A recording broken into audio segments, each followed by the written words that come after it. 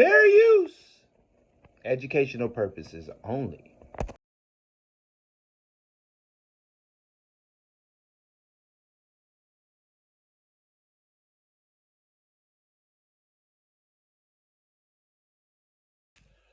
Good day, good day, good day.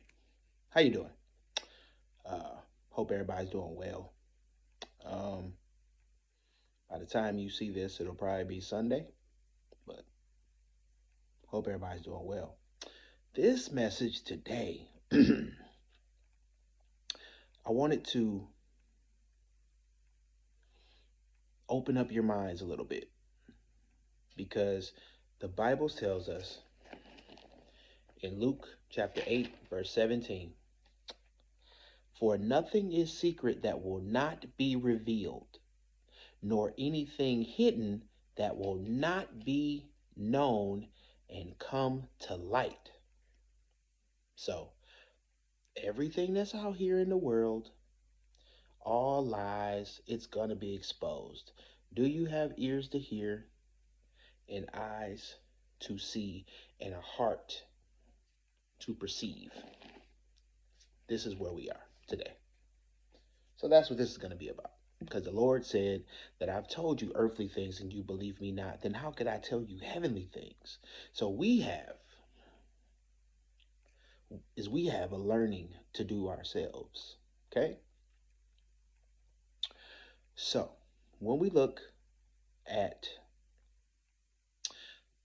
let's go to Daniel. Daniel chapter 4. Okay? Now,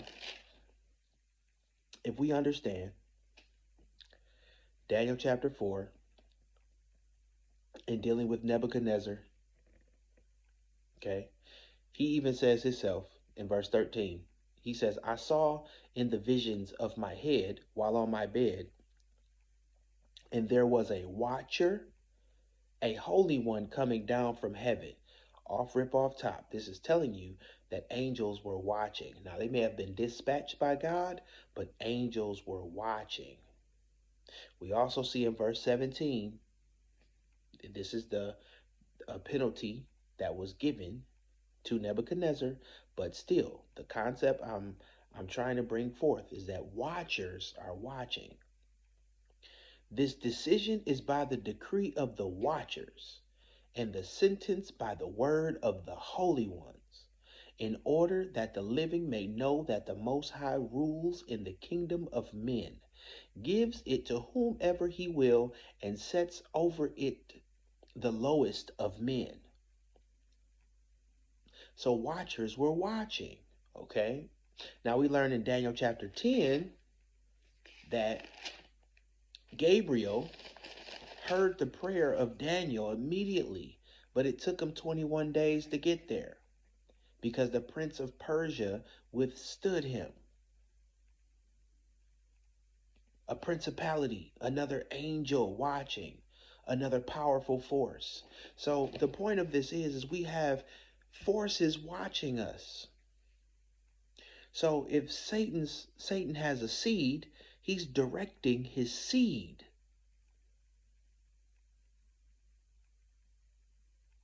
Okay? Now, we understand that. Satan has a seed, he's directing his seed. Okay? So when we look at the curses in Deuteronomy chapter 28, we understand, or we should understand, that slavery came from this. This is all a part of slavery. This is a part of any black people want to say, oh, my people, they put us down. The white man this, the white man that. Okay, fine. Let's stay with that. Just for this right here, let's stay in that vein. Black people were overtaken by white people. All right. Deuteronomy chapter 28, verse 43 says, the alien who is among you shall rise higher and higher above you, and you shall come down lower and lower. He shall lend to you, but you shall not lend to him. Anybody heard about redlining back in the day? About loans for houses called redlining? Okay. He shall be the head and you shall be the tail. Moreover, all these curses shall come upon you and pursue you and overtake you until you are destroyed, because you did not obey the voice of the Lord your God to keep his commandments and his statutes which he commanded you. And they shall be upon you for a sign and a wonder, and on your descendants forever. Okay? Because you did not serve the Lord your God with joy and gladness of heart for the abundance of everything, therefore you shall serve your enemies, whom the Lord will send against you in hunger, in thirst, in nakedness, and in need of everything. And he will put a yoke of iron on your neck until he has destroyed you. So the point of this is the enemy, if they're not on God's side, they're on Satan's side. And we know Satan give out some toys and tricks. They have abilities to do what they do. So if this is a decree from God, he didn't say how they can do it. He just told us. He never told us in what ways. No, but he told us exactly what was going to happen. They're going to get higher above you. They're going to do it the way they want to. Okay. So let's have a small focus. So let's look critically at this. Let's examine causes, consequences, and foundations. Be independent in our thinking, so we don't depend on the majority opinion. So we contrast sources. Let's go in depth.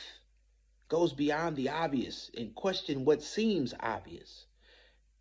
And to be autonomous, forms own judgments and open to revision. So let's think critically about this. I want to go back to the civil rights movement. Okay? Let's go back to the civil rights movement.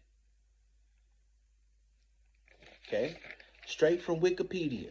We ain't doing nothing crazy. Let's just read what they said about the civil rights movement.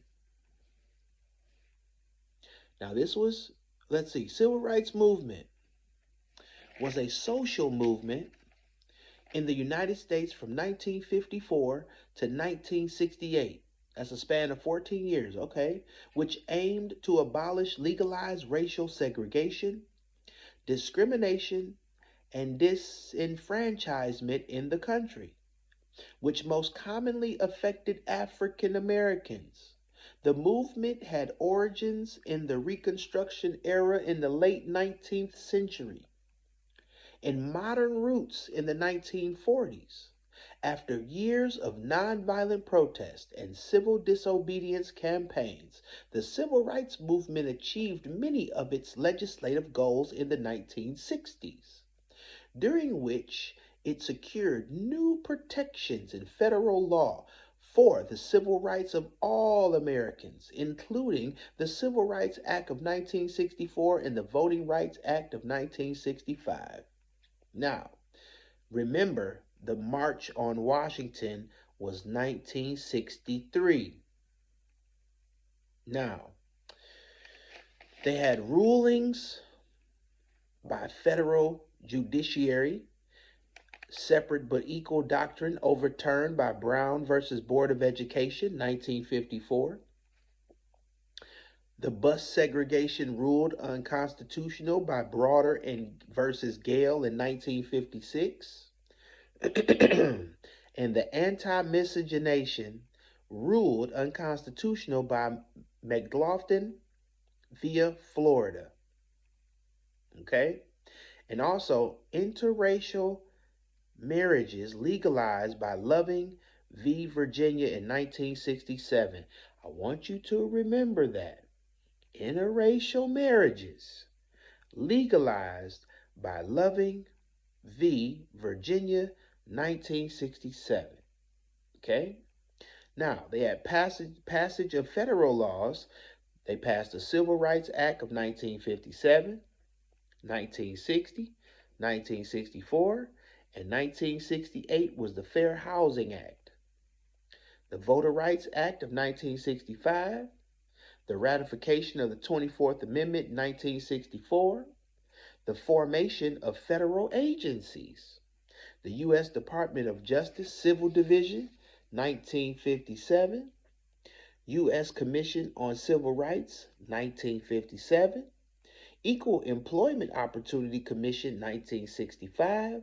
And the Office of Fair Housing and Equal Opportunity, 1968. Okay?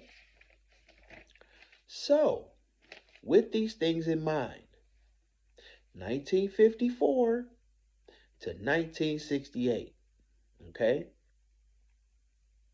And also, we have, they will get up higher than you, higher and higher above you. It's coming from the Bible. All because we did not obey the voice of the Lord. Okay? So now let's take a look at this information you might not have heard before about everybody. When I was growing up, everybody wrote a paper on Dr. Martin Luther King. He was the greatest thing since sliced bread.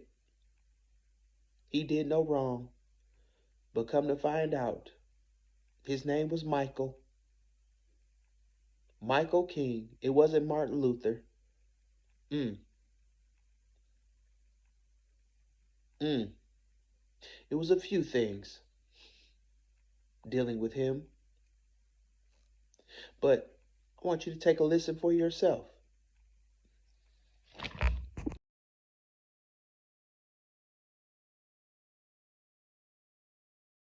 Assessment of King is right. I mean, of course. The one thing about his life, though, that does make me pause is the speech that he gave the night before he was shot in April of '68, and it was a garbage strike, I think. Yes. And in Memphis, and he was late because he was in bed with a couple of different women, and Ralph Abernathy finally bugged him until he showed up at the church, no notes, and gives this speech, which is not as well publicized as you think it would be, in which he basically predicts his death. And I've listened to it, and again, I'm not a fan of Martin Luther King, but that's the most unbelievable speech I've ever heard in my life. It is, but King did that all the time. But I guess my point is, it's hard to see that and not think like God is speaking through him. How can you predict your own death the night before? That's unbelievable. Don't you? Well, I mean, I think if you do it almost every day, sooner or later when you die. Is that true? Yeah, he always predicted it. He always said that this was going to happen to him. I don't know if he believed it or not. I do know this, that he had such a libertine lifestyle. Yes. He was more like Rasputin than he was Jesus Christ. He became an indispensable person in government for a very long time because they put so much behind him. I read this great book. I can't think of the name of it now. They talked about the civil rights movement was more about the Cold War than it was about anything else. Because the Russians were using the propaganda of how America treated black people to have African nations and Asian nations come to communism. Yes, that's true. You're our comrades. You're our brothers. That's right. They had W.B. Du Bois come to China. Yes. He gave him all kind of awards and everything. Stalin had these guys. Malcolm X would go over there and talk. So they were using it as a propaganda piece, and they said, we have to take care of this. So King was their front man in this effort. They didn't know King was compromised by the communists until right before the March on Washington. And that's when Bobby Kennedy told, first Deke DeLoach told him, get these communists out. Number 2 guy at the FBI. Yeah, he wouldn't do it. Then Bobby Kennedy told him, man, you got to get these guys out. He wouldn't do it. And then right before the March on Washington, the big 7, big 6, whatever, came to the White House, and Bobby kind of gave John Kennedy a nod, and John Kennedy told King, come out to the Rose Garden, I want to talk to you. He didn't even want it to be bugged in the Oval Office because he was going to share top secret information with him. And he said, I know you're under surveillance. That's lawyer talk for saying, you're under surveillance. Yeah. You have 3-4 guys in your organization are communists. They got to go. And he called their names to bear, Rustin, Jack O'Dell, Stanley Levinson. He said, these guys are communists and they have to go. And the King tried to deny it. He said, look, do you think I pulled these guys' names out of a hat? I'm the president of the United States of America and I know their name. And he brought up this guy in Great Britain that they called him some type of sex scandal. Forget his name, but he said, you know about this? He said, yes. He said, well, he lost his government behind that. He said, I could do the same thing. If you go down, I go down. You got to get rid of these guys because I'm affiliated with you. They had invested a lot in him. So King said he would do it. Well, J. Edgar Hoover, of course, didn't believe it. And he heard about this group of communists that were going to be meeting down in Dorchester, Georgia.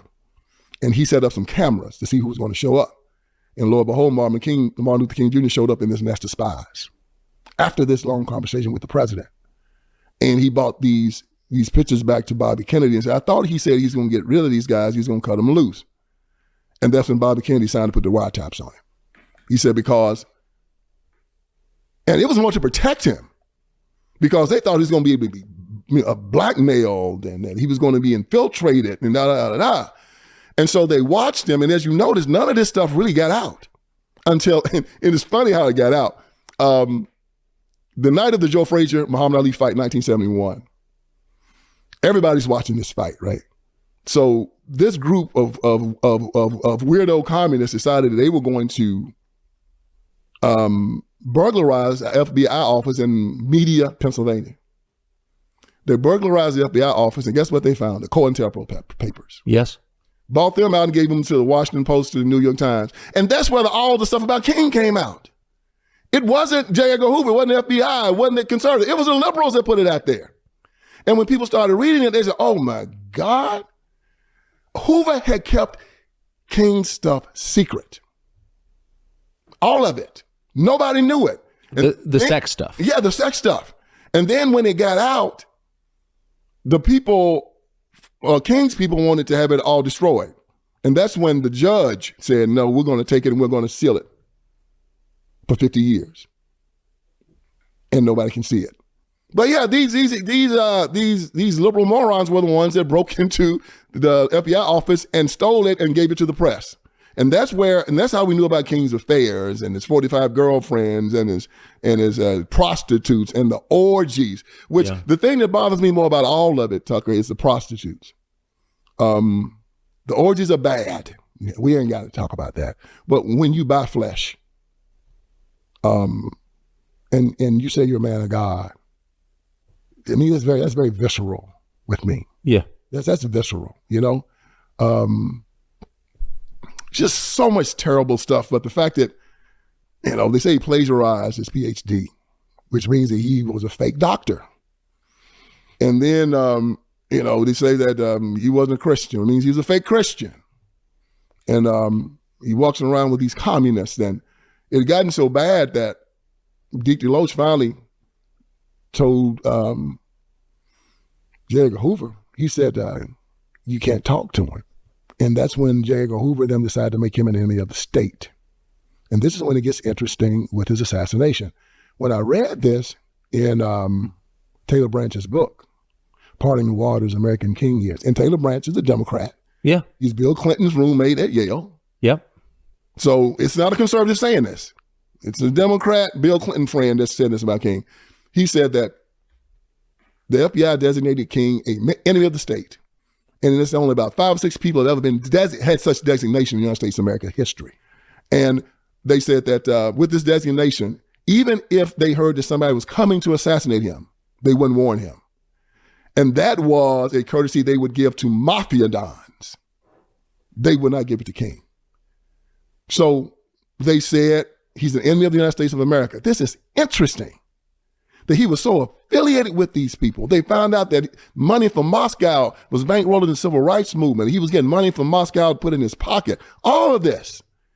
That he was deemed the enemy of the United States of America by the federal government. And so I'm reading this. And, you know, I'm reading this stuff about, you know, right now, FBI and the government hated Martin Luther King Jr., hated the civil rights movement, da, da, da, da, da. Well, I read this story about this group called the Revolutionary Action Movement, RAM. Maxwell Stanford was running it. Tupac Shakur's people were involved in all of that. And these guys were rough. They had decided that they were going to assassinate Whitney Young for the Urban League and Roy Wilkins for the NAACP. They were going to take out the black leadership because they thought they were Uncle Tom's. And Hoover had infiltrated RAM and knew what they were doing. If J. Edgar Hoover had hated the civil rights movement, he would have allowed RAM to go ahead and do what they were going to do, and then would have arrested them and said, look at this, black people killing black people. Ain't this a shame? Instead, what does he do? He warns the people in the civil rights movement, protects them, then he arrests the guys at RAM and destroys the whole organization. They go into exile. Some go to Cuba. They all run off. Others he put in jail. Does that sound like a man that hates the civil rights movement? No. No. All right. You heard it. So, we got Martin Luther King. He's a communist. But he was also a Marxist. Remember Karl Marx? Or better yet, do you remember BLM? Put your hands in the sky. Put them high. George Floyd. Those lesbian women were Marxists also. MLK was compromised, huh? Right. And Bayard Rustin was an open homosexual who wrote some of the speeches for Dr. Martin Luther King. So now I guess we know why it was a non-violent movement, because he liked Jewish white men. J. Edgar Hoover kept things under wraps, huh? But everybody thought that he was against Malcolm X and Elijah Muhammad and Martin Luther King. Very interesting. And this government official, as in J. Edgar Hoover, he didn't. But he's a government official. So let's add some dots to this. On June 7th, 1957, during a debate on the Civil Rights Act of 1957, Representative Thomas Abernathy of Mississippi, he was a Democrat, read into the congressional record a supposed quotation from a non-existent book, that was written by Israel Cohen in 1912. 1912, Now, mind you, these watcher angels, they have been watching. So we must understand this world that we live in is like a script.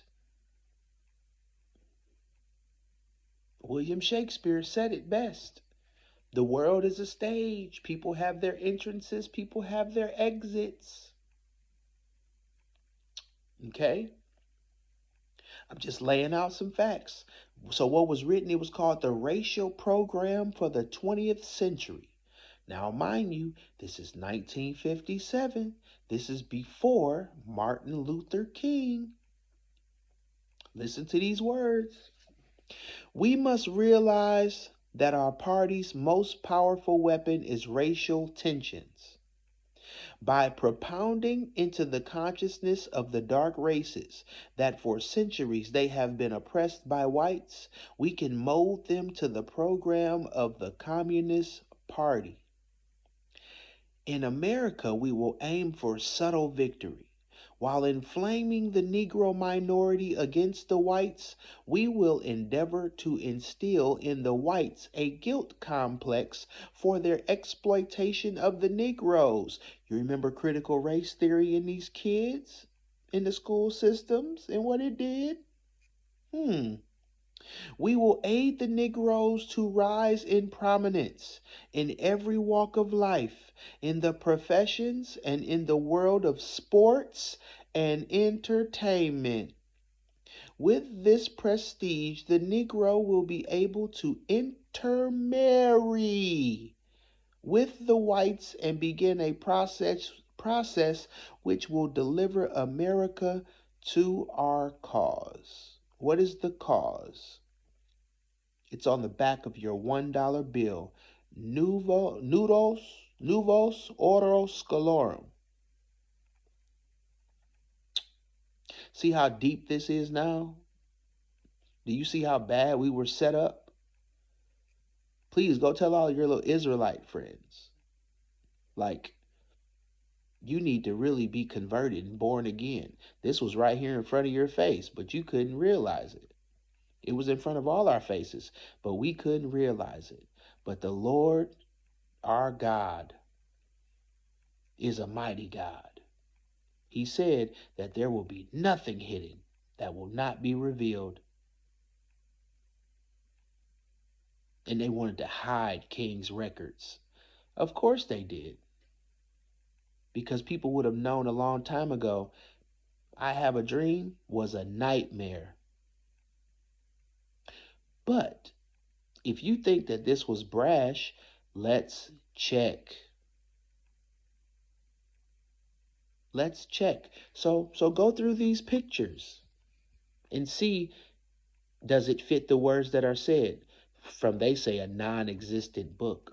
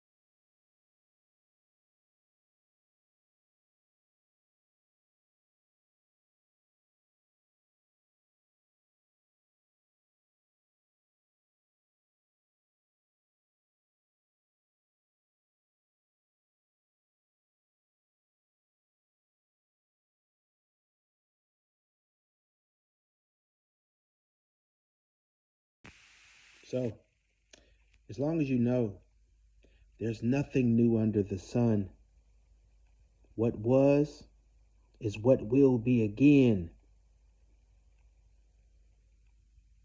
So, hope you can stop thinking that there's a such thing called coincidence. There isn't. To the next.